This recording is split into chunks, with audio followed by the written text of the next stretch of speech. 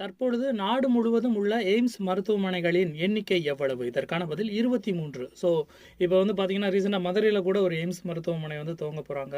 மருத்துவக் கல்லூரி, அதாவது முன்னாடி இருக்கிறதுக்கும் இப்போ இருக்கிறதுக்கும் எவ்வளோ இன்க்ரீஸ் ஆகுன்னு பார்த்தீங்கன்னா, முன்னாடி வந்து 387 மருத்துவக் கல்லூரி, அதாவது 10 ஆண்டுகள் இடைவெளியில் பார்த்தோம்னா, தற்பொழுது உள்ள மருத்துவக் கல்லூரிகளின் எண்ணிக்கை எவ்வளோன்னு பார்த்தீங்கன்னா 766 இருக்குங்க.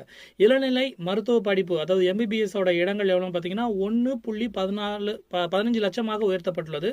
அடுத்த 5 ஆண்டுகளில் எம்பிபிஎஸ் படிப்பில் மேலும் 85,000 சீட்டுகள் இடங்கள் வந்து உருவாக்கப்படும் அப்படின்னு சொல்லி, மருத்துவ படிப்புக்கான இடங்கள் வந்து 31,000 என்ற நிலையிலிருந்து 73,000ஆக உயர்த்தப்பட்டுள்ளது. அதாவது எம்பிபிஎஸ் முடிச்சுட்டு மேற்கொண்டு அவங்க மேற்படிப்பு படிப்பாங்க பார்த்தீங்களா, எம்எஸ் அந்த மாதிரி எம்டி இதெல்லாம் படிக்கிறதுக்கு வந்து அதோட இடங்களானது 31,000 73,000ஆக உயர்த்தப்பட்டுள்ளதுன்னு சொல்லியிருக்காங்க. சுகாதாரத்துறைக்கு பட்ஜெட் வந்து எவ்வளோன்னு பார்த்தீங்கன்னா கிட்டத்தட்ட 37,000 கோடி நிதி ஒதுக்கியிருக்காங்க. 2025-26 நிதியாண்டில் 1.37 லட்சம் கோடியாக உயர்த்தப்பட்டுள்ளது அப்படின்னு சொல்லி விளக்கம் அளித்திருக்காங்க.